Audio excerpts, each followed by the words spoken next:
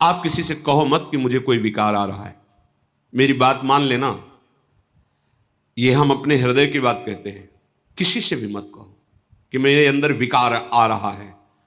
उससे क्या होगा, जब आप किसी से कहते हैं और स्वीकार कर लेते हैं कि मेरे अंदर काम बहुत पीड़ा पहुंचा रहा है, तो उसकी सत्ता दृढ़ हो जाती है। ये तुम्हारी समझ में नहीं आएगी बात। ये असत हैं, इनका अस्तित्व नहीं है। ना असतो विद्यते भाव, इनका कहीं भी भाव नहीं है ही नहीं। ये तुम्हारी स्वीकृति से, तुम्हारे चिंतन से हैं। अगर आपने कह दिया तो इनकी सत्ता दृढ़ हो जाती है, फिर ये और परेशान करते हैं। ना होने पर भी ये ठूंठ का भूत है शांत। हृदय जल रहा है, हृदय में प्रेरणा हो रही, गंदी दृष्टि करो, गंदी बात देखो, गंदी क्रियाओं में सुख, शांत। ना कोई चेष्टा और ना किसी को समझने दो, अपने आप अंदर ही भस्म हो जाएंगे। क्योंकि आपके हृदय में परम लक्ष्य भगवत प्राप्ति का और नाम जब सत्संग चल रहा है, शांत हो जाएंगे। कभी कभी अशुद्ध भोजन हो जाने पर, रजोगुणी तमोगुणी भोजन हो जाने पर इनकी प्रबलता नजर आती। शांत रहो, देख लो, कुछ ही घंटों में समन हो जाएगा। शांत रहो, ये अनुभव की बातें कह रहे हैं। शांत रहो, कोई चेष्टा मत करो। भजन बने बने लेट जाओ, सो जाओ चुपचाप, कुसंग मत करो। कुछ ही घंटों में अपने आप वो गुण टिकेगा नहीं जो तमोगुण रजोगुण भोग वासना पैदा कर, शांत हो जाएगा। अगर कोई चेष्टा की, अगर कोई बाहरी वृत्ति वस्तु व्यक्ति स्थान का संयोग बनाया, वो संस्कार दृढ़ हो जाएंगे और आपको भोगों में सुख है ऐसा निश्चय हो जाएगा। भारी पतन होना शुरू हो गया।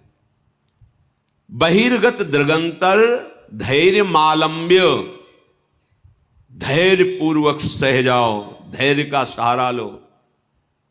कोई तुम्हें सता नहीं सकता। थोड़ा जलन बर्दाश्त करो, दोनों तरफ जलन है थोड़ी देर।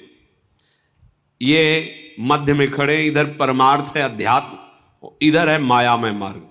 इसमें प्रारंभ से लेके अंत तक जलन बढ़ती चली जाएगी। माया में भोग वासना, और ये परमार्थ मार्ग, इसमें थोड़ी दूर तक बहुत जलन है। क्यों? क्योंकि पूर्वाभ्यास भोगों के भोगने में सुख है, ऐसा हमने क्रियाएं की है, ऐसा हमने चिंतन किया है, ऐसी हमने सोच बैठा रखी। अब वो जब उधर की तरफ से रोका जाता है तो जलन पैदा करते हैं। उस जलन को सह जाना ही तपस्या कहते हैं। ताप को सहना तप कहते हैं। अपने संयम नियम पूर्वक भगवत मार्ग को पुष्ट करने के लिए जो जलन प्राप्त होती है, उसे सह जाना, वो महात्मा हो जाता है। ये थोड़ी दूर जलन के बाद अमृत में शांति है, और इसमें थोड़ा सुखद भाव आने के बाद सदैव जलन ही जलन है। अब जब दोनों तरफ देख रहे हैं कि हमें मरना ही है, जलना ही है, तो हम भोग करके जलन को बढ़ाने वाले मार्ग में नहीं जाते। भोग त्याग करके थोड़ी जलन सह के परम शांति के मार्ग में जाते। ये विवेकवान का निर्णय है। यदि आप ऐसे ही मन को छूट देते रहे, इंद्रियों को छूट में दे से, तो सहा नहीं जा रहा। भगवान दोनों की रचना की है, भक्ति मार्ग, अध्यात्म मार्ग और माया मार्ग। जाओ फिर विचरो, भोगो। फिर कभी किसी युग कल्प में उनकी करुणा होगी, ऐसा संयोग बने ना बने कोई पक्का नहीं। बार बार तो बनत नहीं, यह संयोग अनूप। ये जो आज हमें संयोग मिला है, ये बाजी जीत जाने के लिए मिला है। वृंदावन धाम रसिकों का संग, प्रिया प्रीतम की उपासना, राधा नाम। अरे एक रजकण अत्यंत दुर्लभ वस्तु, जहां हम बैठे हैं, अपने लोग माइक वस्तुओं पर महत्व रखने वाले इस महामहिम वृंदावन की रज रानी का क्या महत्व जाने।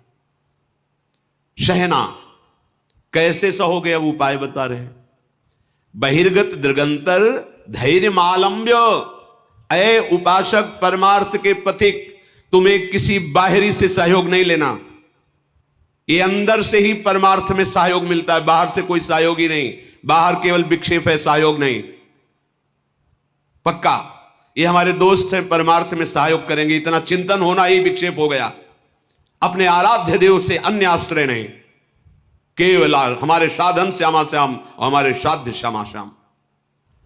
तुम ऐसी सोच मत रखो कि तुम्हें कोई साथ देगा,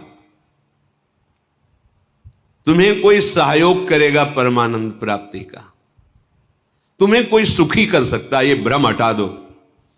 ये जो तुम्हारा आंतरिक मन बुद्धि कि हम तो गंदे आचरण करें, अधर्म से धन कमाएं, मनमानी भोग भोगे, और विश्व में कहीं कोई ऐसा जादूगर तांत्रिक मंत्रवेत्ता कोई ऐसा मिले जो छूछा कर दे, मंत्र जंत्र बांध दे, हमें कोई विघ्न न सतावे, हम भोग भोग लें, तो ऐसा ब्रह्मा ने पैदा ही नहीं किया। अभी आगे करेगा तो पता चल जाएगा, अभी तक ऐसा नहीं हुआ।